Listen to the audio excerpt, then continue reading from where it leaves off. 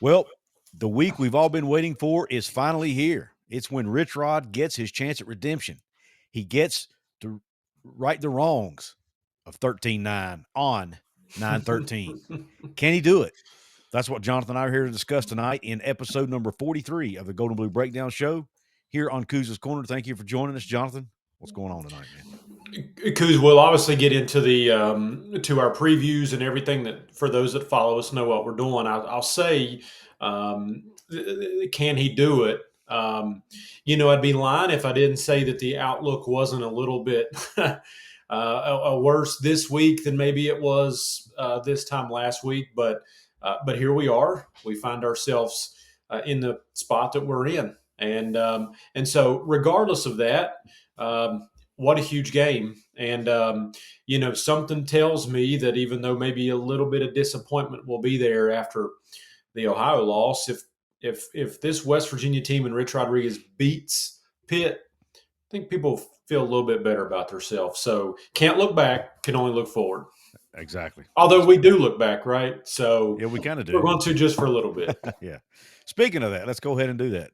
What are your just quick thoughts on the Ohio game, and let's kind of put a bow on that and talk about that for a minute. Yeah, and I'll say I'll share quickly because I know you've done a couple shows on it and really kind of took a lot of the words out of my mouth. That we've had 3 or 4 or 5 days now, I guess, to digest everything. It's still just a bad taste. I'll give props to the guys over at Three Guys. I was watching their recap, and somebody, I think maybe Brad Howe, kind of said it best. And was like, you're never as bad as you think you are, and you're never as good as you think you are. Mm-hmm. And I'm really hoping that that's kind of where West Virginia falls because there was a lot to be disappointed in. I don't know that. I'm hoping that the offensive line isn't that bad. I'm hoping Nico isn't quite what he looked like. I'm hoping that West Virginia, especially now that there's some injuries, can find something of a running game. But I'm also hopeful that the defense can continue, their trajectory. Even though the yards, Ohio piled some yards up, I think they were on the field so much, but they forced turnovers. So I'm hopeful that they're not as bad as they looked, but maybe somewhere a little bit better than that as we go into this week. Yep, same here. I do think they'll play better this week, which obviously we're going to talk about. But yeah, it definitely stung, and I'll be honest with you, I haven't totally gotten over it yet.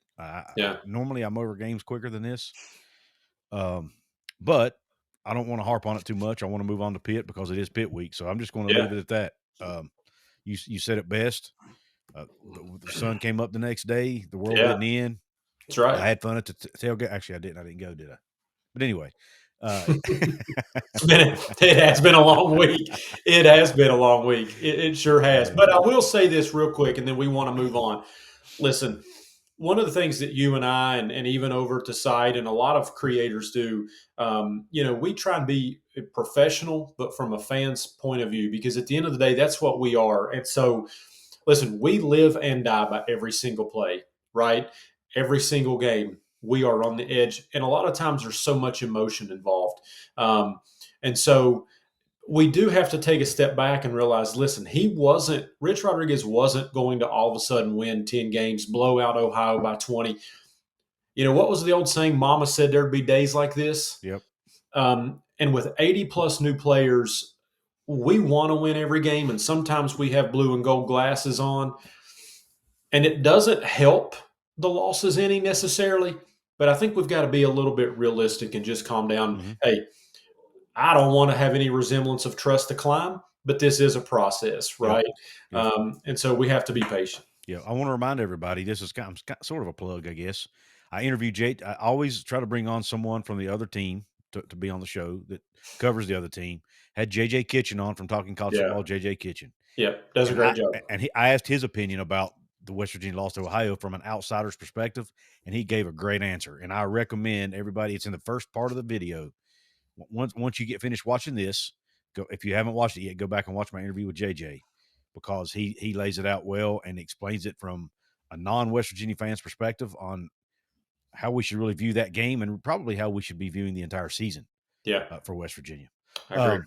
Let's go ahead and jump in, and let's go ahead and dive forward and look ahead to Pitt, Jonathan. For those of you who might be new here, welcome, first off. Yep. We do what we call a 3-2-1. It's 3 keys to the game, 2 key position battles to watch, and then the 1 key West Virginia player that we think will or at least should have a good game in order for them to be successful. And then at the end, we'll give our score prediction. But 3 keys of the game. Jonathan, I'll let you go first.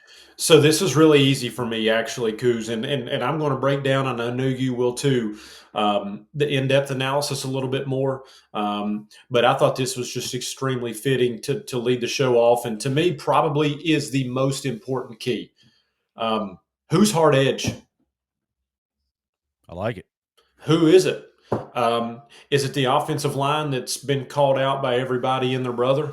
Is it Nico that everybody said the only reason he played a good game was because he played Robert Morris in week 1?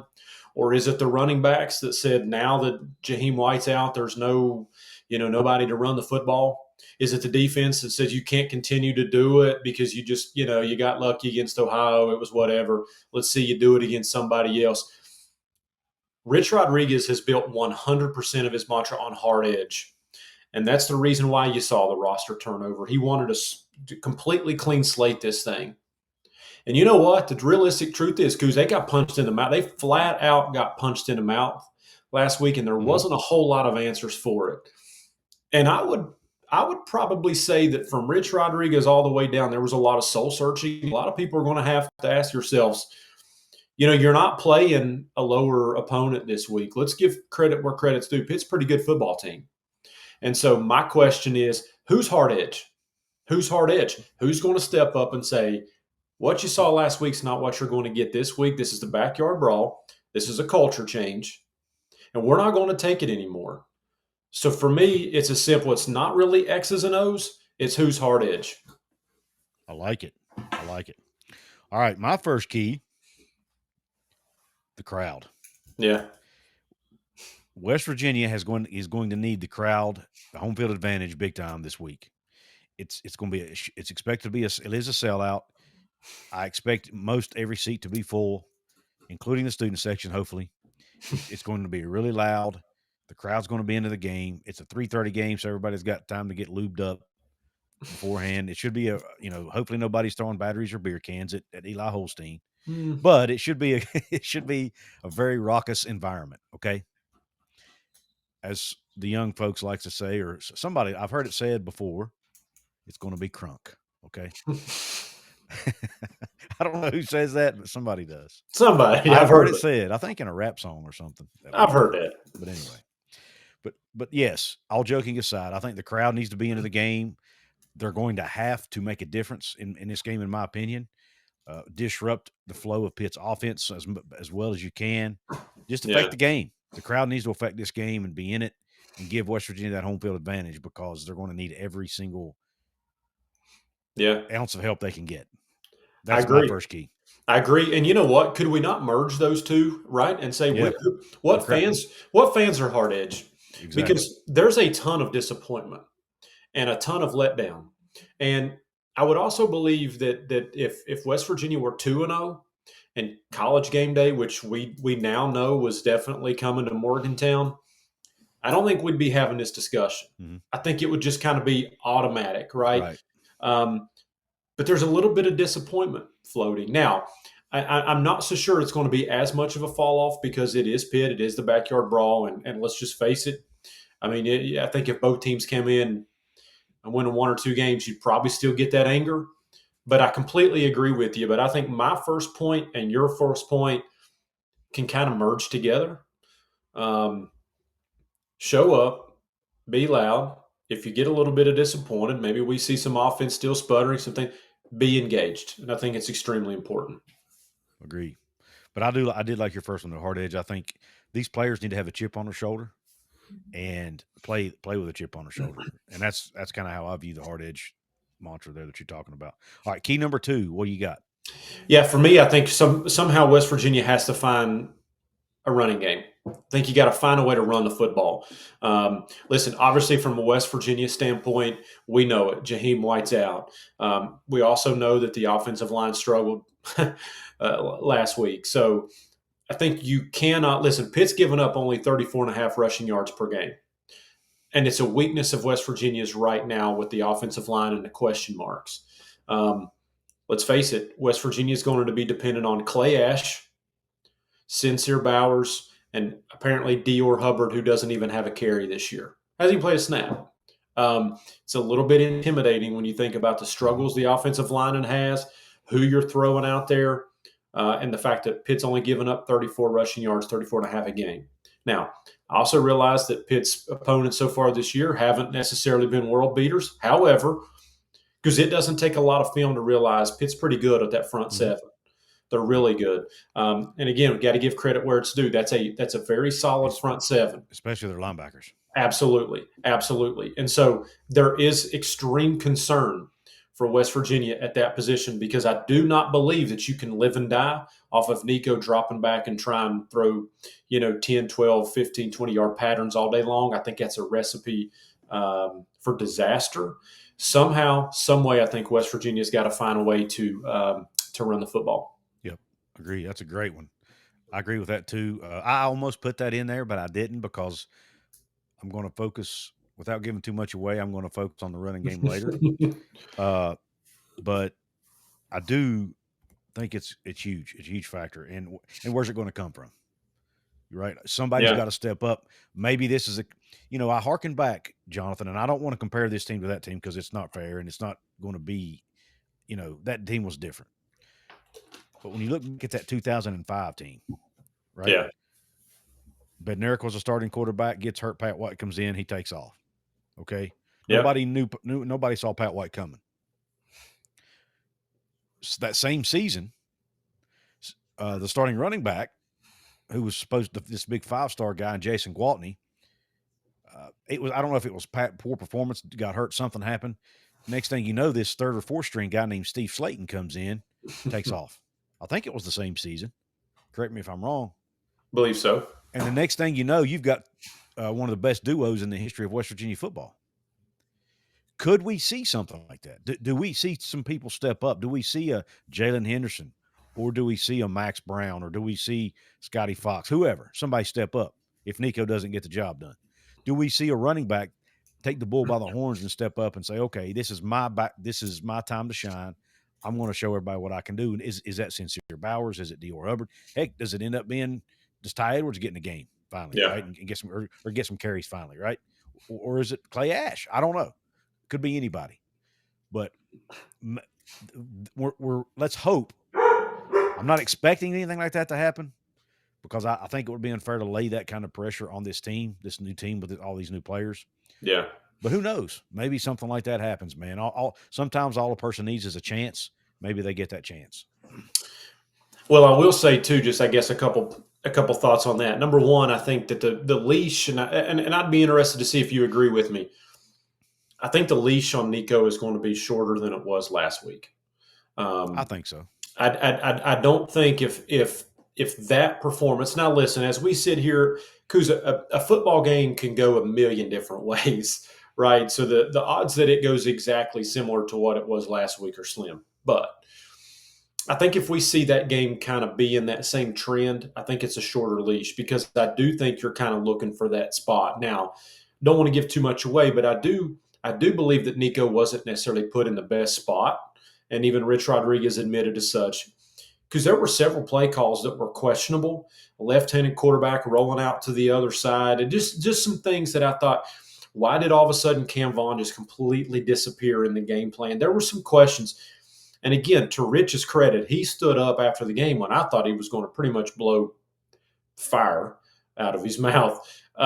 He raised his hand and said, you know what, it kind of starts with me. I'll get him ready. Actually, I trust Rich Rodriguez.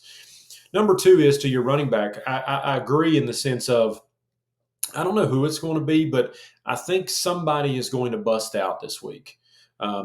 Because as I talked about, I'd have to go back. What was it? 30 yards that West Virginia ran for last week after Jaheim White went down with the injury. It was minimal. Yep. And so, who is it? Is it going to be the sincere Bowers with that speed? Does Ty Edwards come in? I'm a little concerned about Hubbard just because it's a big game, Couz, for somebody to not have even played a snap. But he made his way on the depth chart, so we'll be completely interested to see how this plays out. But I completely agree with you. What better game, what better opportunity for somebody to step up and say, hey, this is where I'm going to make a name. Somebody could become a legend in this game. Who is it? Sure. Who is it going to be? Sure. Absolutely. I completely agree. All right. My second key, because I haven't even addressed it yet, is West Virginia needs to play a clean game. They cannot beat themselves. You can't have stupid penalties. Especially pre-snap penalties or 15-yarders. You can't commit turnovers and give because it's going to be extremely challenging. It's going to be extremely challenging for them to win this game anyway. The last thing you can afford to do is give the other team the ball or better field position and help them out with penalties.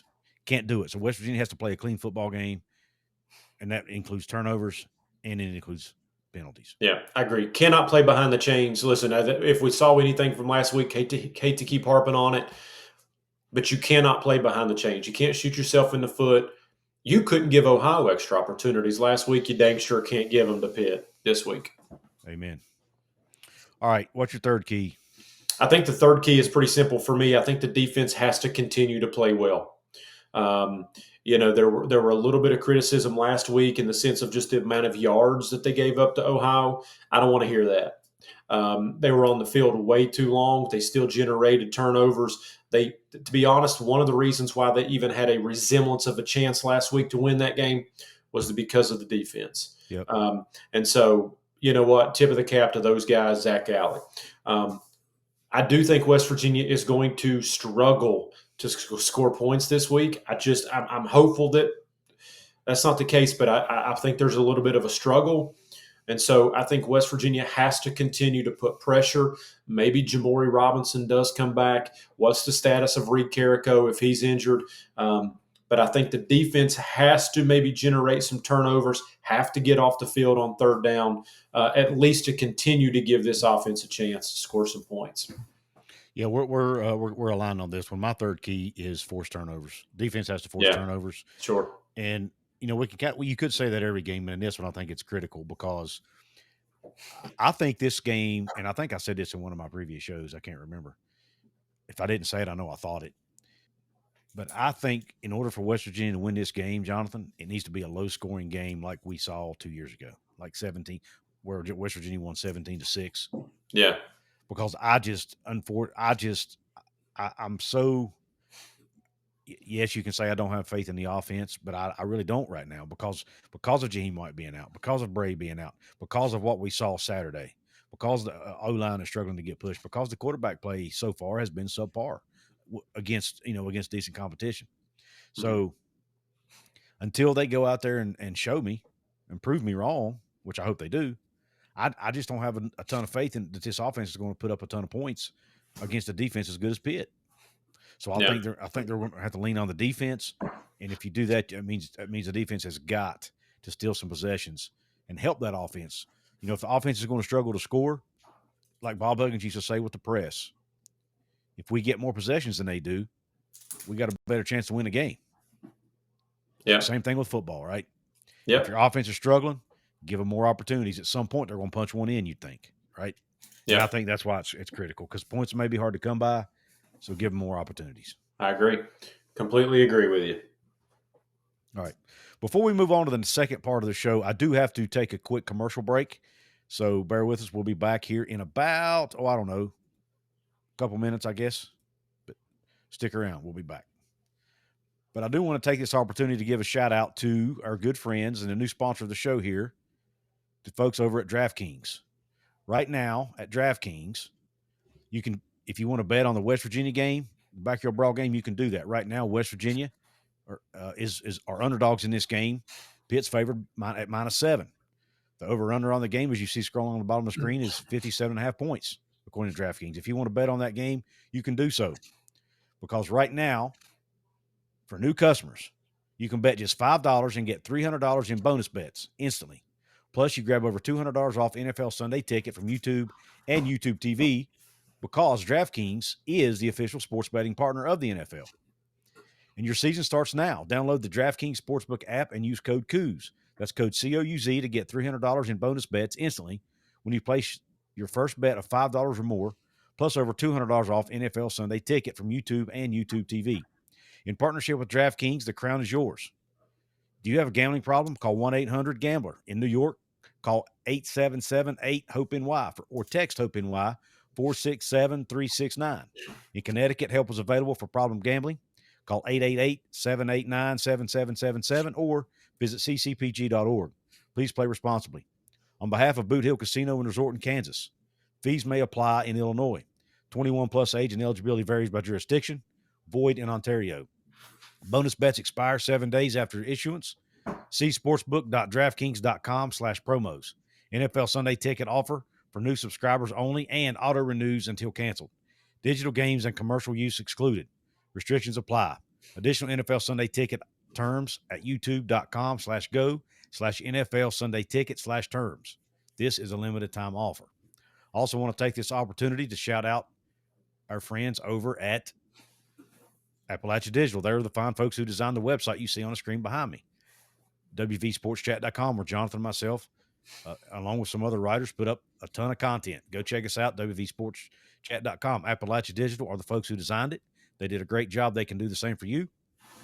Go to AppalachiaDigital.com/Couz. Let them know I sent you, and let them know what you need for your website. And if you already have a site, they can help improve it and help you get found easier on Google. So check them out today. All right, let's go ahead and dive into the second part of the show, Jonathan, and that is the two position battles to watch. What is your first key position battle for that you're looking at for the Mountaineers need to win in this game? Yeah, so Couz, at the beginning of the year, I said I was going to get creative with these, and I wanted to kind of look inside the matchups, even more inside the matchups. So my first one is I wanted to go with the play calling of West Virginia versus the front seven of Pitt. Touched on it earlier. Let me explain. I said earlier that I've got questions that West Virginia is going to be able to run the ball effectively this week, and I've also got questions that West Virginia is going to be able to have enough time to throw the ball downfield at 15 to 20 yards. I think West Virginia is going to have to dink and dunk a little bit more to move the chains. There's an offensive line that's struggling right now. I think there's some questions around some receivers with Jaden Bray out, the running back room. I'm curious to see how this play calling goes. I think it would be really well for West Virginia if they could just dink and dunk their way a little bit down the field, maybe get the linebacker spread out, not let them just kind of pin their ears back. And don't get behind the chains on that too, not just penalties, but you can't get into these 3rd and 8, 3rd and 9s. And so I think an effective way potentially for West Virginia to answer some of these questions is to dink and dunk their way. Now, listen, you're not going to be able to do that the whole game. I realize that. But if you can be pretty effective on that early on, then you're going to have the Pitt respect you a little bit more than they're going to as they just enter the game on Saturday. So I'll be curious to see how West Virginia plays that. Yeah, that's a good one. I like it. It's going to be interesting to see the play calling back to back on both sides, really, with Rich Rod and with Coach Alley, because Cade Bell's a really good offensive coordinator on the other side at Pitt, and that offense has the ability. I think defense is probably their calling card. Yeah. But when you got people like Des Reed and you got people like Eli Holstein, man. Oh, yeah, sure. I'll be interested to see what Zach Alley dials up on the defensive side to try to put pressure on those guys and keep them off balance. And of course, offensively for sure. What does Rich Rod do? How does he get creative to try to, scheme around, the absence of Jaheim White, the absence of Jaden Bray, the struggles the offensive line's been having, those types of things. How does he sub? All of that's going to play a huge role here. So I like it. My first position battle to watch is the obvious one, right? The West Virginia O-line versus the Pitt D-line. Yeah. It's Captain Obvious here. I know, but hey, it is what it is. It's important. I talked earlier. I didn't want to give away what I was going to say about the run game. With Jaheim out, I look back. I've been thinking back about the 2019 team when Neil Brown got here, and he took a chance and played with some true freshman offensive linemen, some really young offensive linemen, and the offensive line was not very strong that year, if you remember. Mm-hmm. But because we had Letty Brown back there, they were still able to run the ball at least respectfully, right? I think he still ran for 1,000 yards. They didn't get a lot of yards per carry, but they ran the ball just good enough to keep the defense honest, right? Yep. Can they do that, right? But how do you do it when you're but we don't have our Letty Brown, which in this case is Gene White, is not playing. Mm-hmm. So I think it's a tough ask to expect any of these other running backs to Yeah. be really good if your O-line is not going to block for them. That's why I think somebody like a Sincere Bowers, who has that great speed and elusiveness, is going to be important. But outside of that, I think the O-line's they've got to get better push. You've got to grade out better than 56 in the run Oh. blocking grade against Pitt this week if you have any semblance or any chance rather of winning this football game. Yeah, I agree. I was interested to hear, Rich's comments about the offensive line. He really, maybe he knows something we don't know. Yeah. And he's also always said, "Listen, I'm not throwing anybody under the bus. You're not going to hear me speak on an individual necessarily public." So maybe that was just kind of his way. But he, strangely enough, didn't seem to be as concerned, which half of me makes me nervous. The other half makes me, maybe he knows something we don't know. Yeah, I'm with you. All right, what's your second position battle? Couz, I've got an idea. I've got a point here, so bear with me. Rich Rodriguez, the offensive coordinator, versus Rich Rodriguez, the head coach. And here's what I mean by that. We have ad nauseum, we've talked about the struggles with this West Virginia offense.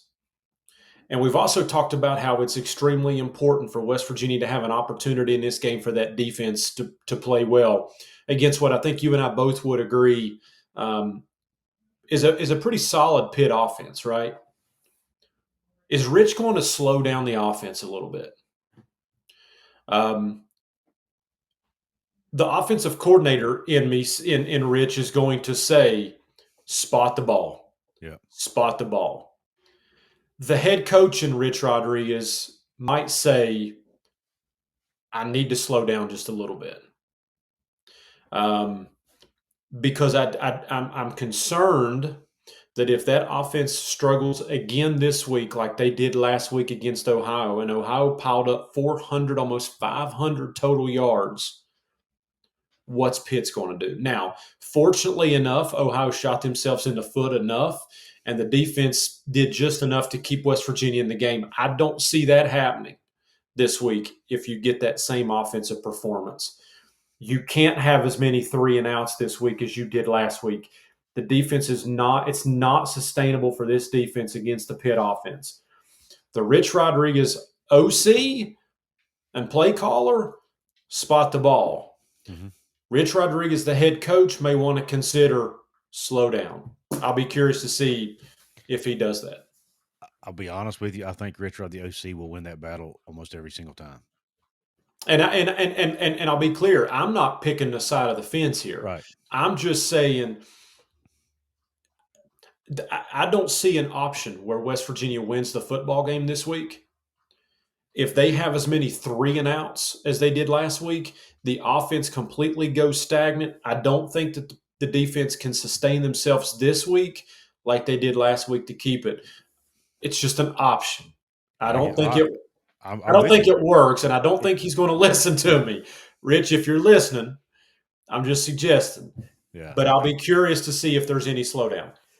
I remember reading an article one time about, I think it was in The Athletic, and they did a really good piece about, I don't know if it was specifically about air raid offenses or about hurry up offenses, something about offenses and the way they go fast and all this, right? And they interviewed Tony Gibson in this article because they were talking about the impact it had on defenses.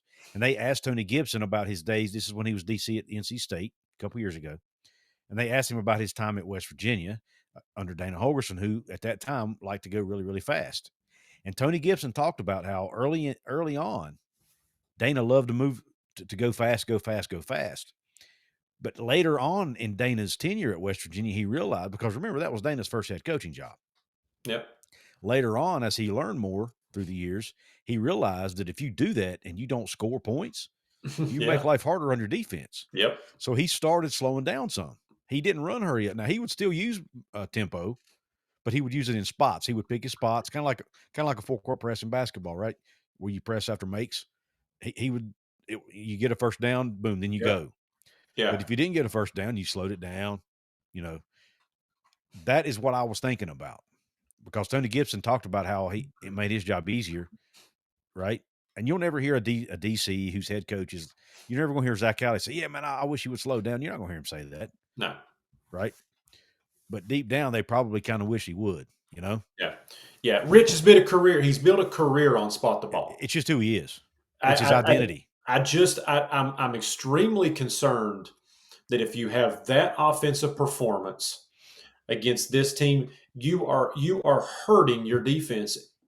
And I think it might be a little bit smart if you repeat yourself last week that you just take a breath. Take your foot off the gas a little bit. Yeah. That's all I'm saying. Yep. No, I get it. I love those two answers. Mine were not quite that outside the box. My second one is West Virginia's linebackers against Desmond Reed, because we saw, and it wasn't just the linebackers, but I'm focusing on them because they're the ones who are typically relied upon to make these tackles. We saw Parker Navarro make some of our linebackers and even some of our other players look plumb silly last week. Yeah. What do you think Desmond Reed's going to do to him if he gets the opportunity in open field? So, we don't even know who's going to be playing linebacker. We don't know if Reed Carrico will be back. Chase Wilson got hurt there at the end of the game, if you recall. Yeah. What's his status? He was still on the depth chart, but so was Reed Carrico, if I recall. So, who knows, right? Who knows? But now, if both of those guys are out, oh my gosh, I don't even want to talk about it. But anyway, how well do these linebackers tackle Desmond Reed in open space? Can they get him on the ground and limit the damage he does? Now, last year they did a really good job against Desmond Reed. They limited him. But the problem is Eli Holstein ate him up in the pass game. You know what I'm saying? Yeah. So, but if I had to pick my poison personally, I think I would rather stop Desmond Reed and try to force Eli Holstein to beat me than I would let Desmond Reed run for 150 yards. But that's just me. Yeah. Reed's a playmaker. And so, you're going to find out how athletic some of these guys that West Virginia brought in really are. Mm-hmm. And I'll be curious. I'd be curious to watch that matchup. Zach Alley's obviously going to plan for that, and Reed's going to be a centerpiece of their game plan. So, be interested to see how West Virginia schemes that. And I thought the defense overall looked pretty good. Some mistakes, but I'll be curious to see how they cover against Reed. Yeah, the tackling grade was pretty rough. But I think that's going to happen the longer you're on the field as well. True. But what I was going to say, when you look at the overall individual grades, there wasn't a ton. There was some really good tackling grades. The problem is there were a handful of guys who had tackling grades in the 20s. Yeah. But some of those guys were guys who played a lot of snaps. So it brought the team average down. Yeah, I listened to a show that talked about, and it was my apologies that I can't remember. It talked about Fred Perry and the amount of snaps tackles that he missed, and the majority of those were in the second half when he was playing snap after snap after snap. And so that's the thing about those grades. You got to kind of watch them. So, but Couz, that goes back to my matchup is that if you're relying on this defense because the offense cannot move the football and it's 3 and out in 30 seconds, how's this defense going to hold up against Holstein throwing the ball and Des Reed with the ball in his hands? So be interested to see how it works. Yep. All right. Let's go ahead and jump over to the key player for West Virginia in this game. Who's your key player? I got a feeling we might overlap on this one, but go ahead. I don't know. I went offense. I don't know if that's where you were thinking. Check box check. Okay. I went Grayson Barnes. I'll tell you why. I do think West Virginia, as I noted earlier, is going to have to do. And when I say dink and dunk, I want to be clear. I'm not talking about necessarily to get just past the line of scrimmage, turn around. I think a lot of those 4 and 5 yard patterns, just little curl routes, maybe in the middle of the field. listen, there's no Jaden Bray. Running back's a question mark. You can't tell me that Pitt's not going to have the whole cavalry on Cam Vaughn. They're going to do their best to take him out of the game. And so we don't know who's next. And so I think this is an opportunity to where you see Grayson Barnes maybe over the middle, across the field, some intermediate stuff. I think this is an opportunity for Grayson Barnes to step up and have maybe it's only 50, 55 yards receiving, but maybe it's about 8 to 10 catches. I think this is an option or an opportunity for Grayson Barnes to perform. I like it. Mine was a little more obvious, and it's something I've actually talked about multiple times this week already. I've even got a short clip up on the channel you can go check out about this. That was I know who it is now. It's Cam Vaughn, man. What? He was targeted 3 times in that game, maybe twice. I don't remember. Not enough. When you've got 2 stud playmakers, you've got some really good players, but you have 2 guys really who were considered your top playmakers, Jaheim White, Cam Vaughn. Mm-hmm. One of those guys is no longer there because of his injury. So if you don't, and I know they're going to key on him. I agree with what you said. They will key on him, scheme around it somehow, man, or force them to stop double covering him by doing what you said, throwing the ball to Grayson Barnes more, or another receiver maybe forces them to pay more attention. Hit a running back out of the backfield. Whatever you got to do, figure out a way to get Cam Vaughn the football. Even if you got to throw him a bunch of bubble screens, I don't give a crap. Get him the football, because the guy, every time he's touched it so far this year, he's made a play. Yeah, absolutely. So give him the football somehow, some way. I'm not saying put him at quarterback like I've seen a few comments made, but heck, maybe line him up, but maybe throw a flea flicker to him at time, because he has played quarterback in high school. Whatever you got to do, man. Speaking of that, I just thought of this. Him and Ronnie Gallagher both played quarterback in high school. You never know. They could do a lot of interesting things with those 2 guys, couldn't they? Well, you're going to have to get tricky. And, you're right on Cam Vaughn. First off, he's probably the best player West Virginia has on the offensive side of the football, especially now with Jaheim out. He's not going to have Bray to the opposite side. So, they are going to hone in on him. But I agree with you that you've somehow, some way, this is where Rich Rod needs to step up, scheme around that. And B, you have to get your best player involved somehow, some way, even if you just threaten them with it, right? Just to show you're not shying away from going to him. I think you've got to do that. Let's put it like this. If Cam Vaughn has a big night, I think West Virginia is going to feel pretty good about themselves. If he has another couple catches for, not really targeted much, it could be a long night. Yep. Agree. All right. I don't think it's ironic that we both had offensive players as the keys, because it's just too important. Yeah, absolutely. All right. Now the fun part. Drum roll. Balloons.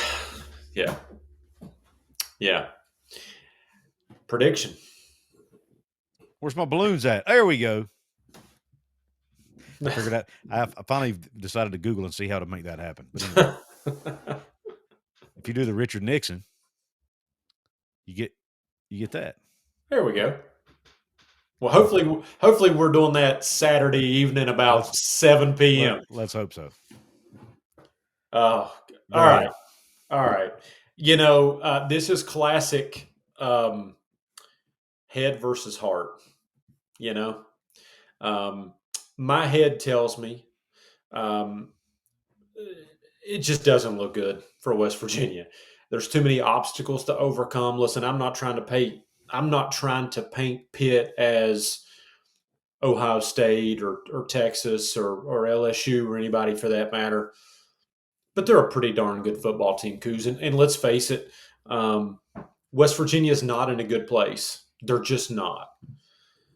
My heart says I just have a hard time picking West Virginia to lose at home on 9/13 with Rich Rodriguez's return in the Backyard Brawl. I have a hard time picking West Virginia to lose. So what's a man to do?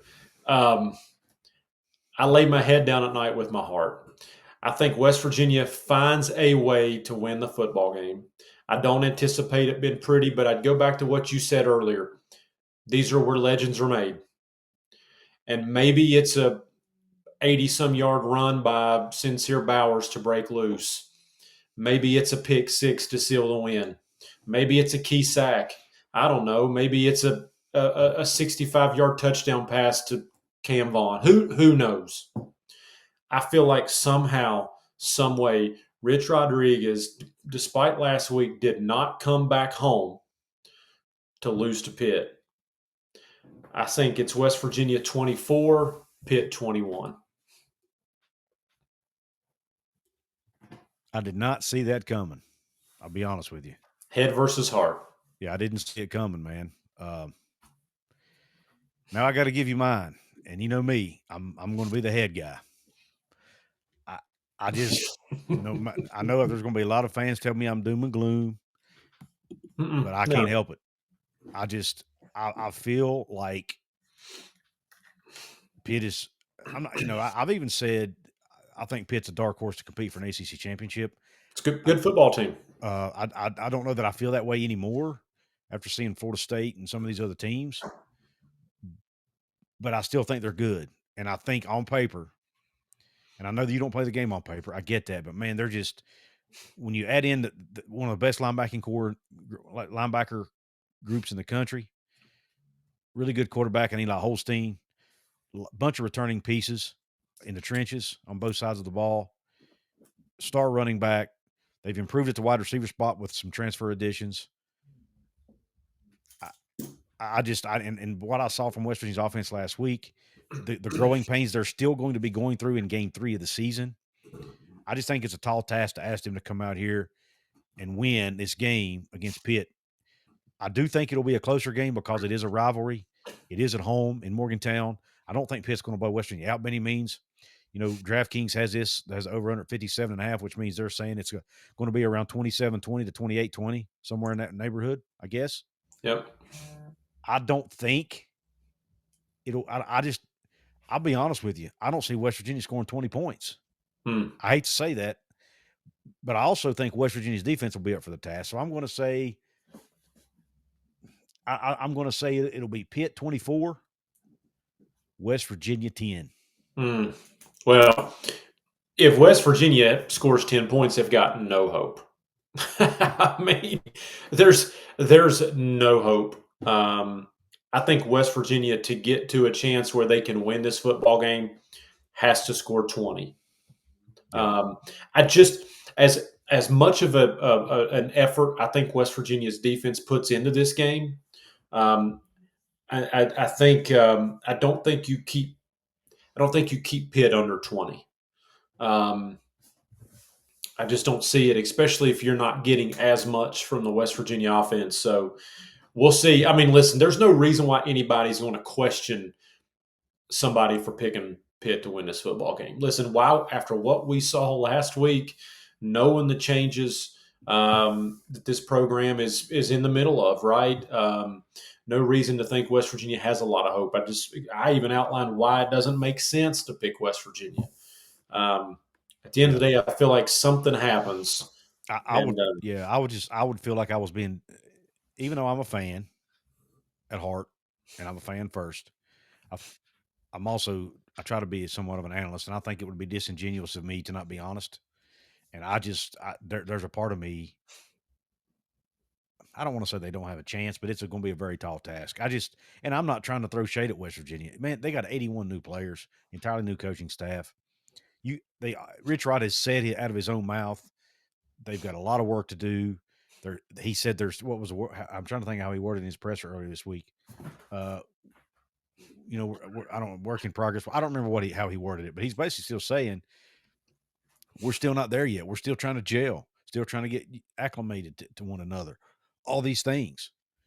He's admitted that, right?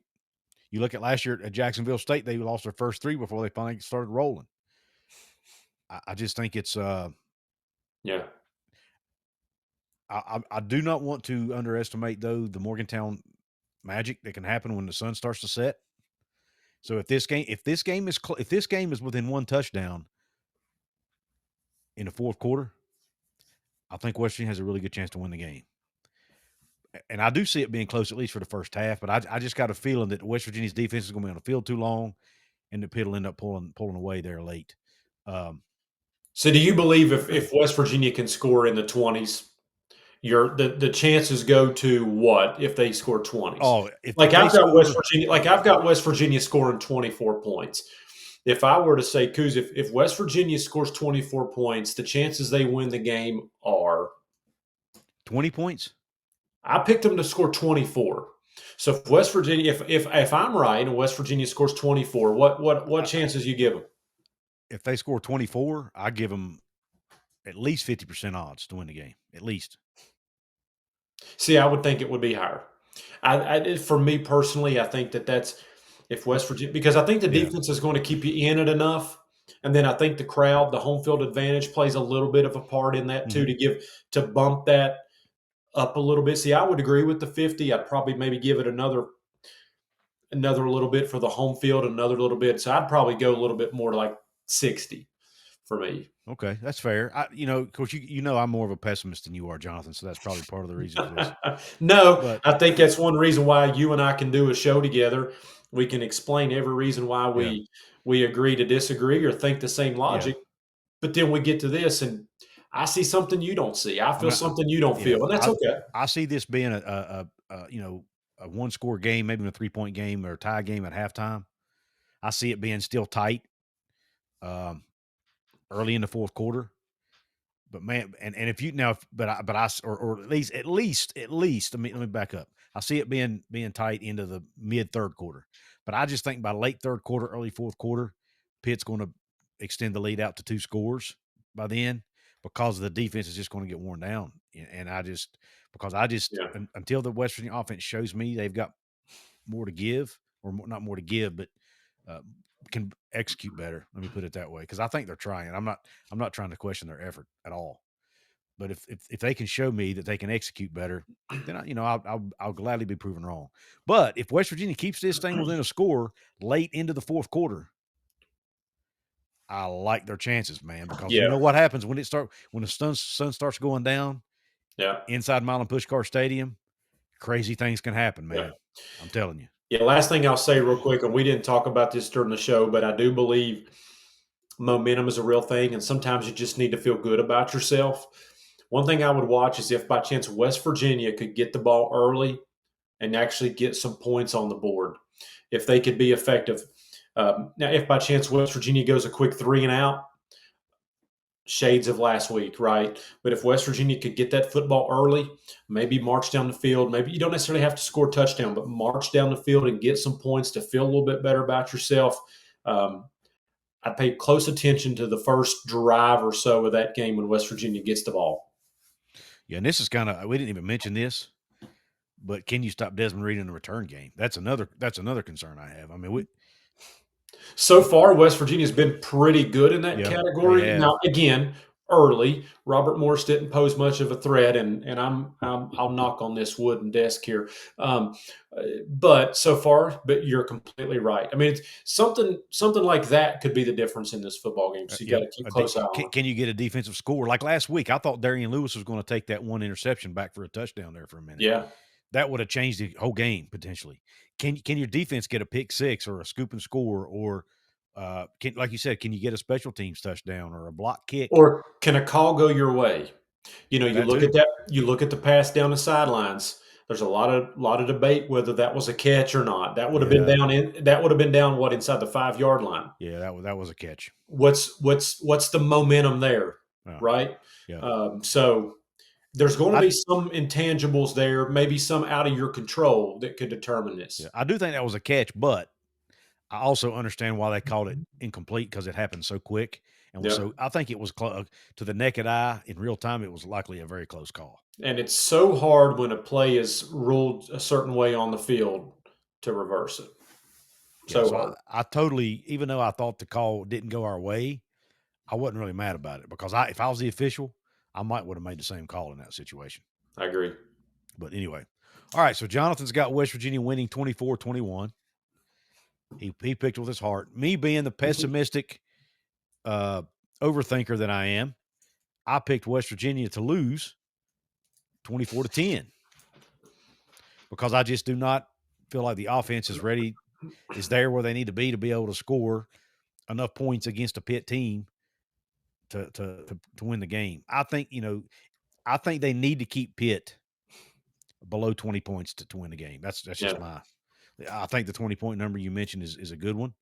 If you keep them in the teens, you got a really good shot. That's why I said if it's a 17-6, 17-10 game, something like, I think you got a much, much better chance to win it. Yeah.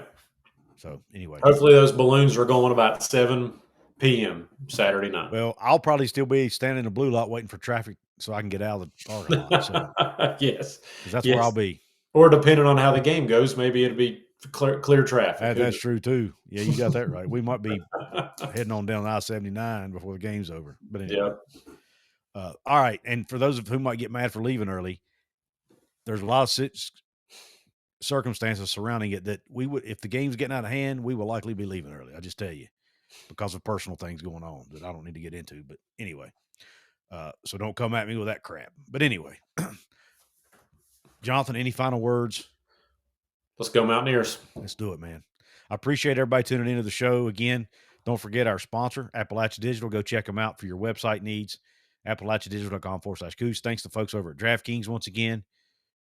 If you place a bet on the game or any game, go check them out. Thanks to them for supporting the show. Check out the website, WVSportsChat.com. Hope the rest of your day's top shelf. God bless. And Q Country Roads.